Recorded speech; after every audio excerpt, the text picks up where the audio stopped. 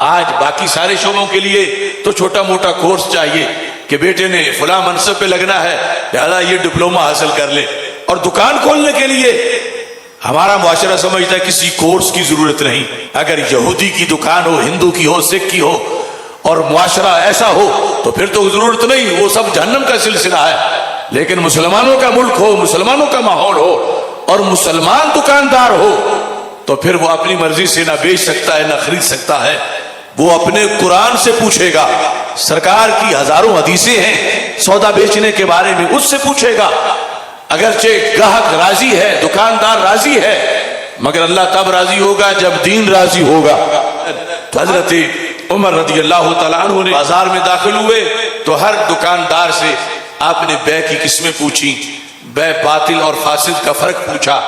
شرعی طور پر محلے میں جو چیزیں بیچ رہا ہے وہ پورے محلے کے حلال حرام کے فرق پر بیٹھا ہے۔ تو جن کو فقہ میں جواب نہیں آیا کہ بے باطل اور فاسد کا فرق کیا ہے، ربا کی قسمیں کتنی ہیں، امیر المومنین حضرت عمر رضی اللہ تعالیٰ عنہ نے وہی ان کی دکانوں کو سیل کیا کہ آج کے بعد دکان نہیں کھلے گی۔ وہی ان دکانداروں کو کوڑے مارے، اور کوڑے مارنے کے بعد چلو پہلے مدرسہ میں پڑھو کہ اسلام کا قانون تجارت کیا ہے، قرآن اور سنت میں اس کے احکام کیا ہے۔ جب تم ماہر بن جاؤ گے تو پھر میں تمہیں دکان پہ بیٹھنے دوں گا۔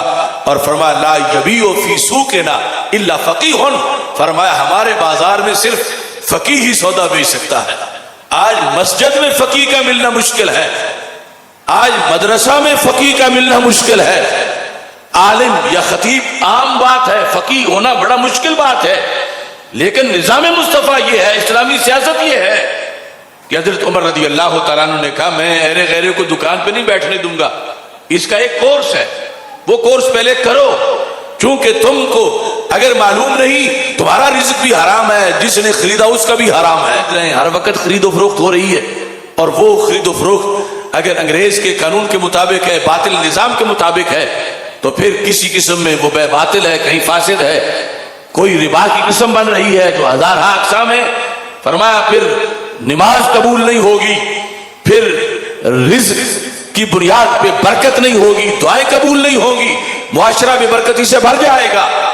لا یبیع فی سوقنا الا فقیہ، فرمایا ہمارے بازار میں صرف فقیہ بندہ جو فقہ جانتا ہو، قرآن و سنت سے مسائل اپنے حل کر سکتا ہو، وہ صرف بیچ سکتا ہے۔ تو اب یہ تعلیم کون دے گا؟ یہ مدرسہ ہے جو اسلام کے ہر شعبے کی تعلیم دیتا ہے۔ صرف نماز ہی قرآن سے پوچھ کے نہیں پڑھنی، تجارت بھی اس سے پوچھ کے کرنی ہے۔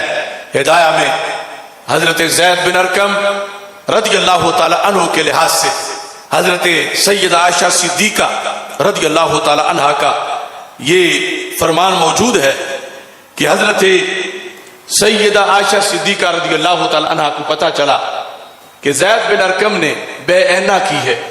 اینا جو ہے بے کی قسموں میں سے ایک قسم ہے جو ڈائریکٹ سود نہیں لیکن بالواسطہ سود ہی بنتا ہے۔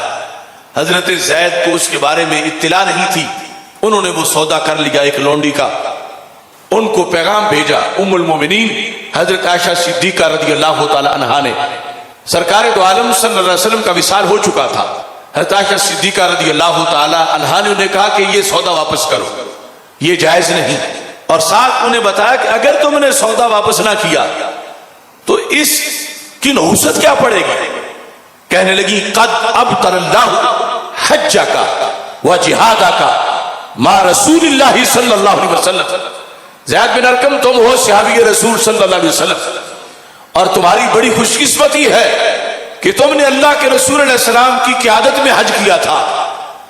کتنا وہ بڑا حج ہے جو سرکار کی معیت میں کیا گیا ہو، لیکن کہنے لگی یہ معاملات کا اتنا دخل ہے اسلام میں کہ اس ایک سودے کو اگر تم نے برقرار رکھا تو تمہارا وہ حج باطل ہو جائے گا جو اللہ کے رسول علیہ السلام کے ساتھ مل کے تم نے کیا۔ وجہادہ کا جتنے غزوات میں تم نے شرکت کی اور تمہیں اجر عظیم ملا، یہ ایک سودا اگر تم نے واپس نہ کیا تو وہ سارے کا سارا اجر جہاد کا بھی ختم ہو جائے گا۔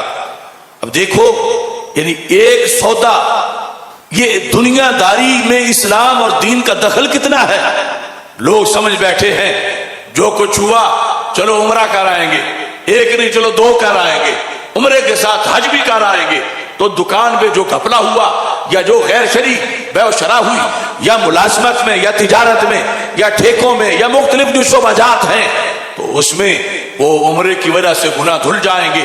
یاد رکھو عمرے سے نئی زندگی ملتی ہے کہ یوم ولدت امہ، حج کرنے سے اور عمرہ کرنے سے بندہ یوں لوٹا جیسے آج اس کی ماں نے اس کو جنم دیا، مگر اس سے پہلے ایک شرط ہے کہ عمرہ قبول ہو جائے تو پھر بندے کو غسل مل جاتا ہے۔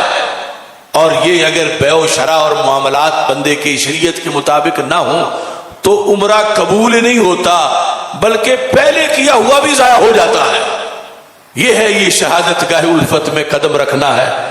لوگ آسان سمجھتے ہیں مسلمان ہونا، مسلمانی ہے، کلمہ ہے، اس کے تقاضے ہیں، اور اسلام میں ہر کاروبار کا طریقہ موجود ہے، اس کی ہدایات ہیں، اس کی شرطیں ہیں، اور ان کو اگر پیش نظر نہ رکھا جائے تو نیکیاں بھی برباد ہو جاتی ہیں۔